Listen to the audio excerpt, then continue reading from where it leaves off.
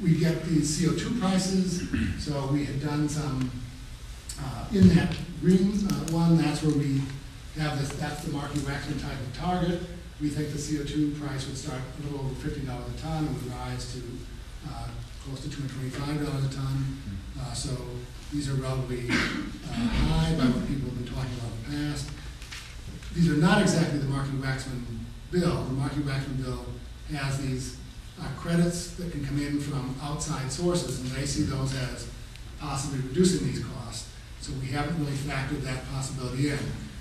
The trouble with the credit systems is that they don't always work as effective as people imagine, and so whether they will be available and reduce the cost or not is another question. But this gives you kind of a picture of what's happening there. And then these are, we call these welfare changes. That's our economist's measure of macroeconomic cost. You can think of it as close to something like a GDP cost percent. So you see that we have growing to 2.5% of GDP. That's a lot of money because the economy is growing over time. But if you look at the economy is growing at, on the order of 2 to 2.5% a year. So we're saying that to achieve that would mean growth, the GDP in 2050, instead of being what it would have been, is going to be like the GDP in 2049.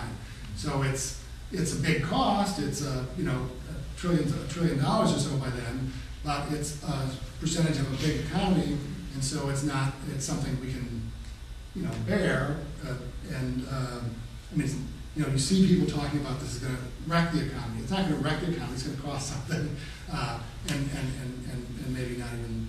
You can ask whether that's big or not. Again, it depends on whether we can effectively, reduce climate change. And so, in order to kind of have an effect on climate, we need to do this, and we also need to get the rest of the world involved. This is a picture of what we think energy use would look like in the absence of a policy. You see, we're relying a lot on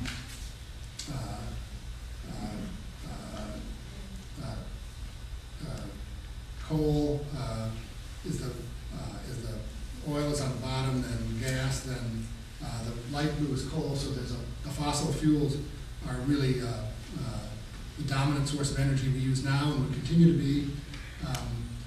This is what happens when we put this policy in place. One of the big impacts here with those high carbon prices, we reduce our energy use dramatically. The yellow is the energy we're not using as a result of that thing. So those prices going through the economy spur people to do things differently, to kind of buy more fuel-efficient vehicles, insulate their homes, and then we change the way we use fuel. We still use a fair amount of oil. The prices have to get pretty high to get people out of their car, so that's one of the last things to go in these sorts of models. But we aren't using. But you see this. We have this. We're using a lot more nuclear. It doesn't show up as much as it might for technical reasons. I'll show you the next slide on electricity. But we're really squeezing out our use of coal.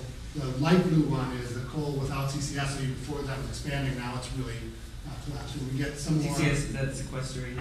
Pardon me? If you sequester the carbon? Yeah. So that's this carbon capture and sequestration sort of, or storage story. Yeah. Mm-hmm. Well, with this coal that we have here, we're not actually, there is some coal with CCS. Yeah. That's this light purple one, Right. which is coming in. So we see that starting to come in. This is the electricity production in the absence of the policy. This is what we see. The electricity sector really has to change, right? So coal is disappearing completely. Nuclear is expanding dramatically. We have some more solar and wind coming in. Hydro, there's not much capacity to expand. We have some of the coal with carbon capture and sequestration or storage. Gas also. So it really is a different electricity system. So in order, this is kind of illustrative. To solve this problem, we have to have an entirely different energy system. I mean, it really, yep. Is that Sloan School estimates or EIA? These are our estimates from our program, yeah.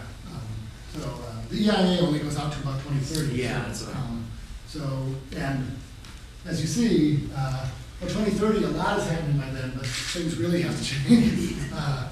One of the interesting issues is that, I don't think I have it in here, but the way this cap and trade system is set up is that you can bank allowances for the future.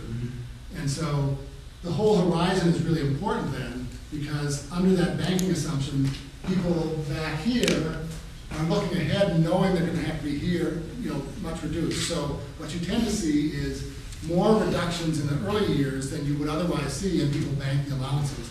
So we had done some earlier analysis and compared to the EIA, they were getting lower carbon prices than we were. But that's because they were stopping in 2030 and they weren't really banking as many allowances forward.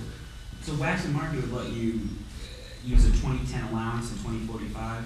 So unlike Reggie, which you have to have an allowance for a certain period, you can't use a 2009 allowance in 2014. The market waxing would allow banking. Okay. So, and the way it's set up kind of like the European trading system, in that you kind of get your allowances for the next year before this year is over. So in a sense, you can also borrow from the futures, and there's some different borrowing provisions, so they allow that time thing to happen. Fine, okay. What causes the sudden change around the year 2045? Is that due to policy or technology? What? There is a sudden change around the year 2045. I'm not sure exactly what's happening there. We're just tightening up the policy, so you need to get things through. One of the things that's happening is that we do have, limits on how fast things can expand, and so once they get growing faster, then they can expand faster. So that can,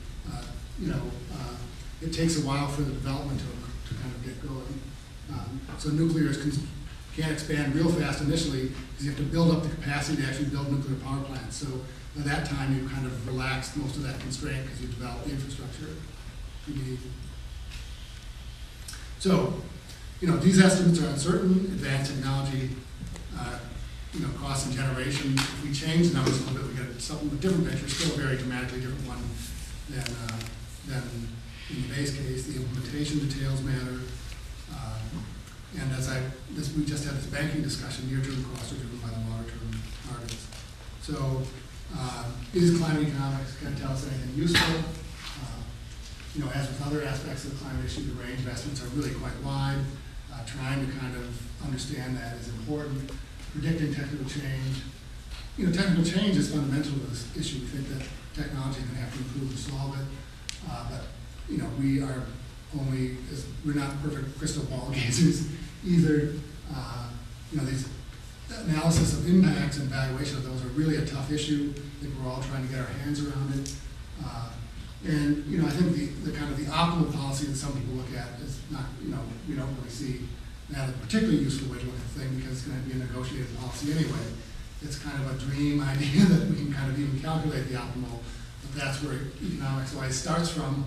So we always kind of have that in the back of our mind, but really I think it's a little bit unreasonable. I think I see economics is able to toss some relevant information into the public policy debate, but really what we're going to do isn't going to be the economically determined, calculated optimal thing. It has to be kind of a negotiated discussion where the public participates and expresses their evaluation through their action or election, and so it's that sort of process. So it isn't I think the technocratic solution of just a bunch of economists getting in the room and saying the number should be 45 and then we go out and implement that. It's not the way the situation is going to resolve itself. So with that, I'm finished, and if you have some questions, I'm happy to answer them.